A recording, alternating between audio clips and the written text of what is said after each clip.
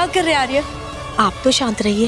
बालक नहीं है ये, जो इसके हर अपराध को बालक समझकर क्षमा कर दूं। इसे स्मरण होना चाहिए कि मैंने शस्त्र शिक्षा तात श्री भीष्म से ली है। इसने मेरी निष्ठा पर प्रश्न किया। आज जिस प्रकार के शब्दों का प्रयोग इसने किया है, इसे हस्तिनापुर से निष्कासित कर देना चाहिए। निष्कासित तो मुझे आपको कर देना चाहिए। अपनी सीमा का उल्लंघन मत कर दुर्योधन।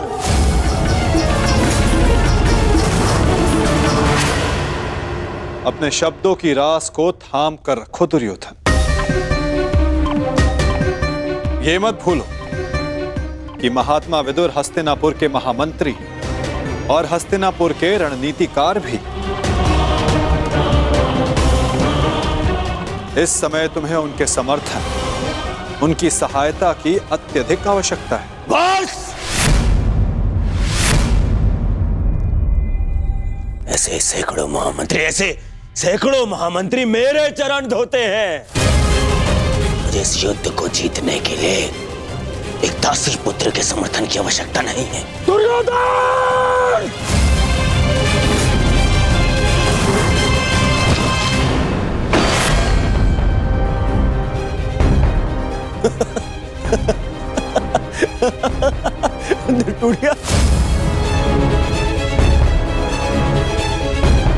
इस धनुष के साथ तुम्हारे प्रति मेरा समर्थन भी टूट गया है।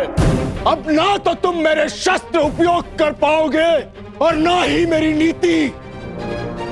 मैं स्वयं अपनी बुद्धि और शक्ति को इस युद्ध से अलग करता हूं।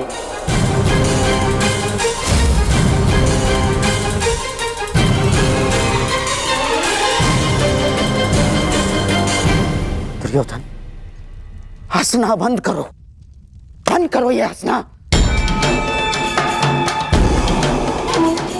धर्मात्मा, देखिए, क्षमा कर दीजिए इसे। बच्चा है, बालक है ये। छोड़िए मामाश्री, ऐसे दोगले इंसान का हमारे साथ ना होना ही हमारे लिए श्रेयस्कर है। गंगाराज, इससे पहले कि मेरे क्रोध से मेरे विवेक का बांध टूट जाए, ले जाओ इसे यहां से। और ना जाओ तो क्या कर लेंगे? ईश्वर के लिए चुप हो जाओ। तुम्हें ज्ञात नहीं है तुमने कितना बड़ा अनर्थ किया है। अब चलो यहां से, चलो।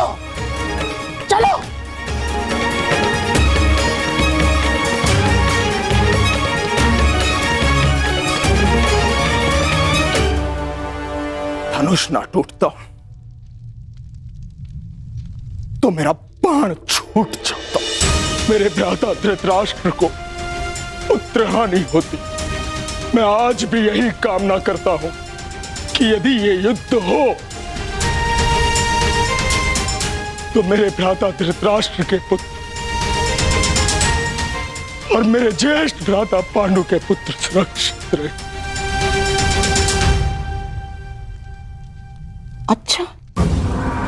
अच्छा खेल खेला आपने वासुदेव।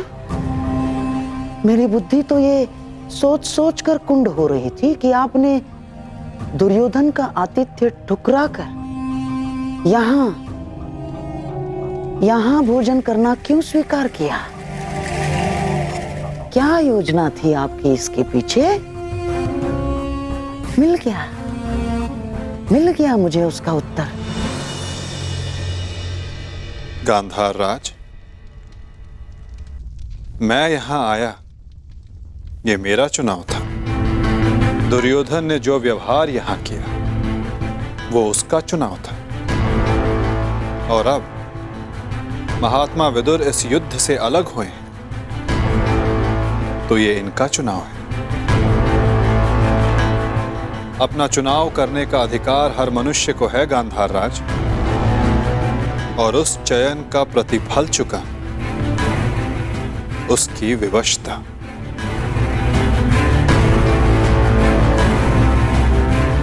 प्रणिपात।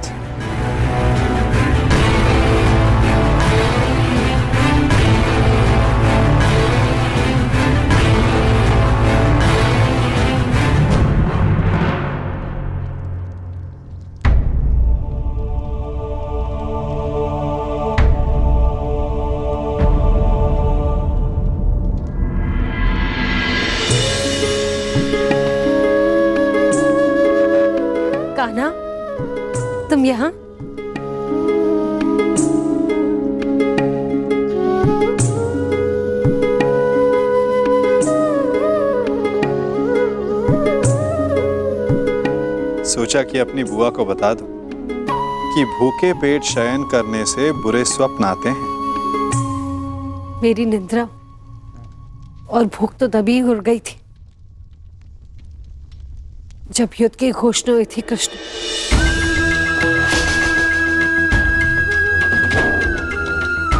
जिस माता के पुत्रों का जीवन दांव पे लगा हो,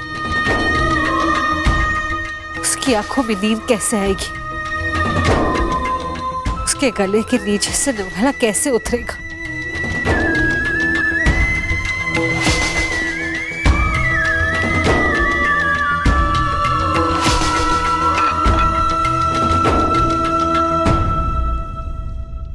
बुआ, बैठो। मैं तो यहां इसलिए आया था कि अपनी बुआ के साथ भोजन का आनंद उठा सकूं, परंतु मेरी बुआ इतनी व्याकुल, इतनी निराश है।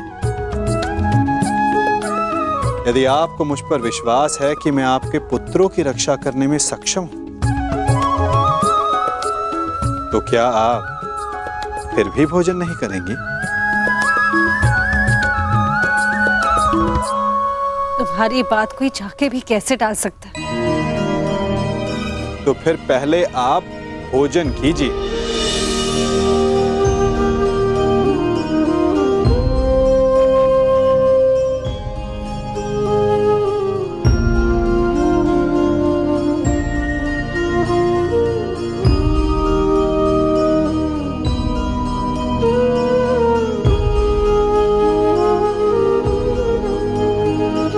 यदि मेरे पुत्र यहाँ थे तो वो भी मुझे ऐसे ही भोजन करवाते।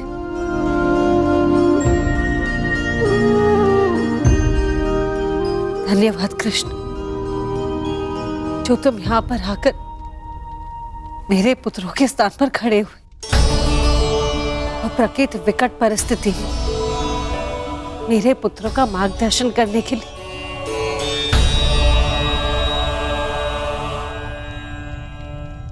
इसमें कोई संदेह नहीं बुआ कि परिस्थिति बहुत विकट है, परंतु जो इस बात को समझ सकता है उसे इस परिस्थिति को टालने की, इस युद्ध को रोकने के लिए प्रयत्न करना चाहिए। मैं भी कर रहा हूं, आप भी कीजिए।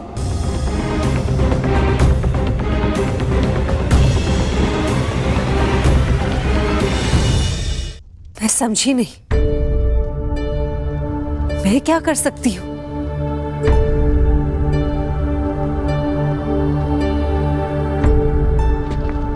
आपको स्मरण है बुआ, जब मैं यहां विभाजन के समय आया था तो मैंने आपको एक कार्य करने से रोका था। अभी उचित समय नहीं है बुआ, सत्य सम्मुख आएगा बुआ, परंतु उचित समय, उचित स्थान पर।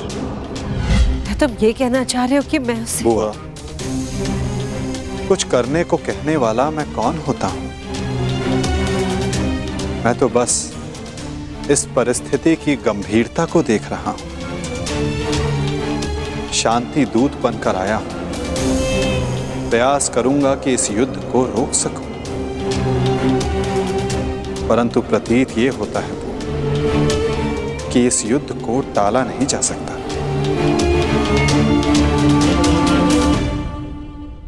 मुझे भी उसी दिन का भय है कृष्ण,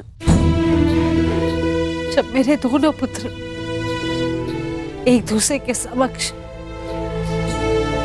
अस्त्र दान कर एक दूसरे का रथ बांधने के लिए प्रस्तुत होंगे,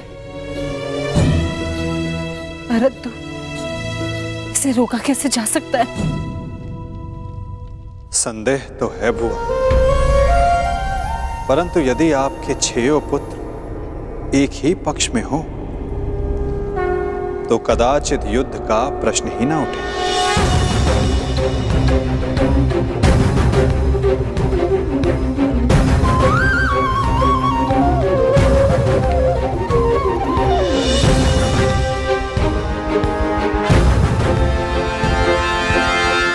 मैं वो करने जा रहा हूं जो मेरा कर्तव्य है आप वो करें जो आपको उचित लगता है।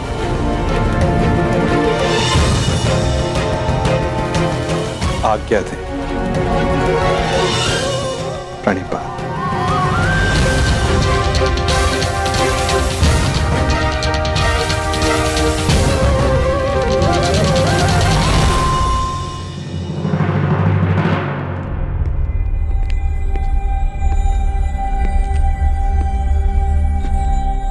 माधव,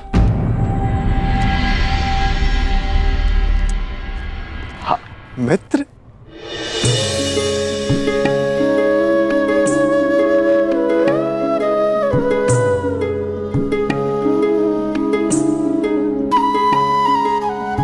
मुझे बहुत प्रसन्नता हुई तुम्हें फिर से देखकर। कहाँ थे तुम? मेरे स्वागत के लिए नहीं आए? क्योंकि मुझे नहीं लगता कि यहाँ आपको स्वागत देने के लिए बुलाया गया है। मैं तुम्हारा तात्पर्य समझा नहीं मित्र। आप सब जानते हैं फिर भी अनजान बन रहे हैं। आप गांधार नरेश को मुझसे अधिक समझते हैं। यह स्वागत प्रारंभ है, इसके बाद अपमान होगा और हो सकता है कि कोई चाल भी रचा हो। यदि जाल होगा तो मुझे पूर्ण विश्वास है कि मेरा धनुर्धारी मित्र उस जाल को अपने बाणों से काट देगा।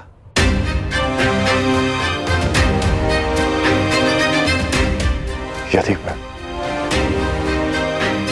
ऐसा नहीं कर पाया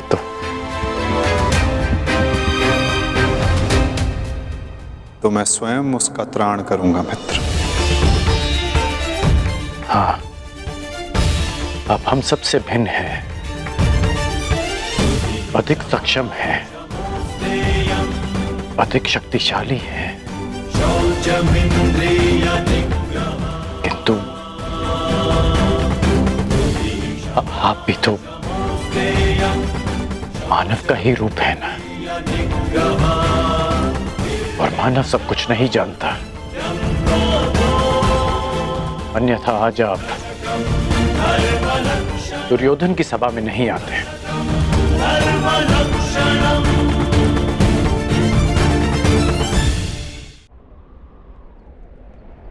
तुमने सत्य कहा मित्र।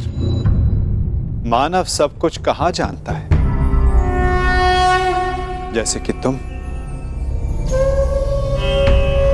यदि तुम भी सब कुछ जानते होते तो दुर्योधन की ओर नहीं होते मित्र।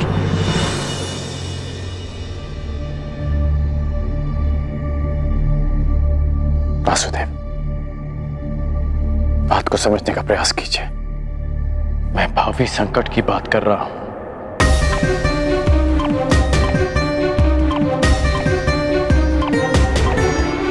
आगे मत बढ़िए, रुक जाइए वासुदेव।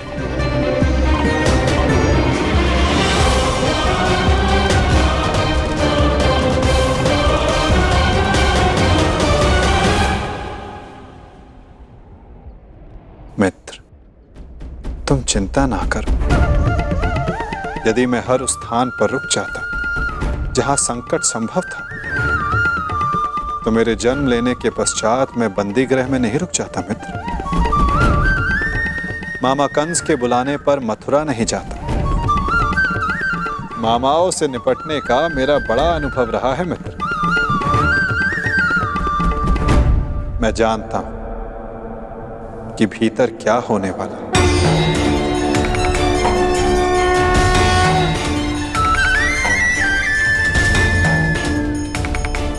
फिर भी आप जा रहे हैं?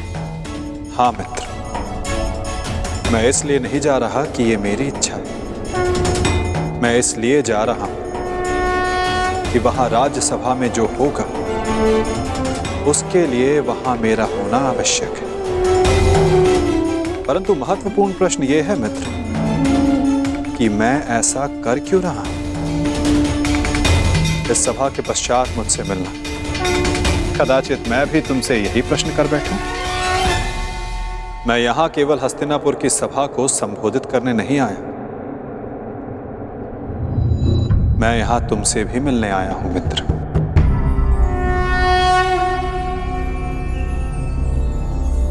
तुम सदा मुझसे यही प्रश्न करते आए हो कि मैं इस पक्ष में क्यों, मेरा मत क्या है? क्या मैं ही करता धरता हूं या केवल दृष्ट? क्या मैं ही कार्य साधता हूं या कार्य का साक्षी मात्र? मेरे साथ आओ मित्र, तुम्हें इन सब प्रश्नों का उत्तर मिल जाएगा।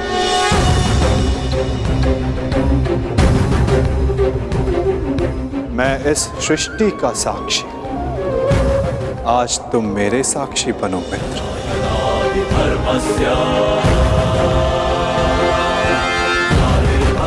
भारत